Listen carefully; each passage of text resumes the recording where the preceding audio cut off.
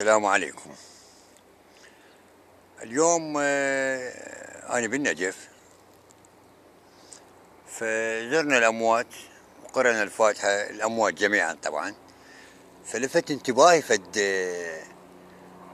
قبر، أقول هذا شو مسوي رب العالمين، شو مسوي رب العالمين، قد الله يحبه العاد هذا.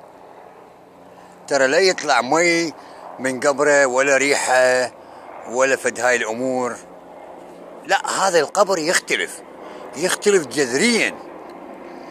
هذا الوحيد بمقبرة النجف كلها يعني كلها. خلي اشوف لكم اياه.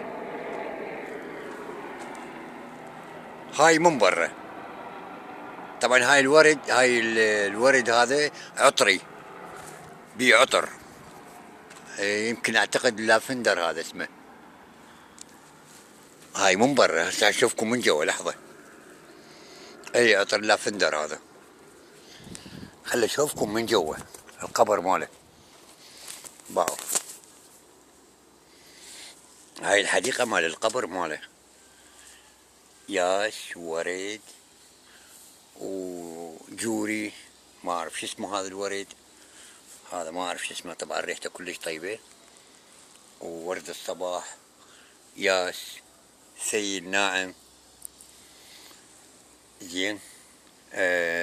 نظام تقطير مي، يعني الحديقة دائما مبللة، مبين اكو رطوبة هنا وهنا. فنطب جوا على القبر ماله. هذا هو الولد، وقروا له الفاتحة، ثواب لكم ولموتاكم. أنا ما أعرف والله، شاهد بس شد انتباهي يعني منظر القبر ماله. علي جمعة عزيز، الولد مواليد 2004 الله يرحمه. شنو سبب الوفاة ما مكتوب. خادم الحسين الشاب علي جمعة عزيز.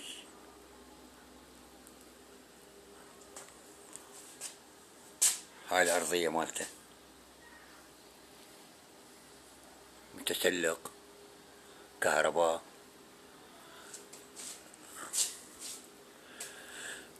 الله يرحمه ويرحمنا جميعا. فيا ريت العالم تسوي هيك.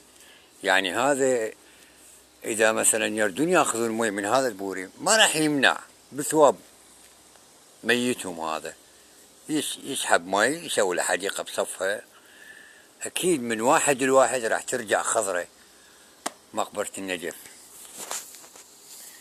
وسلامتكم ويرحم موتاكم.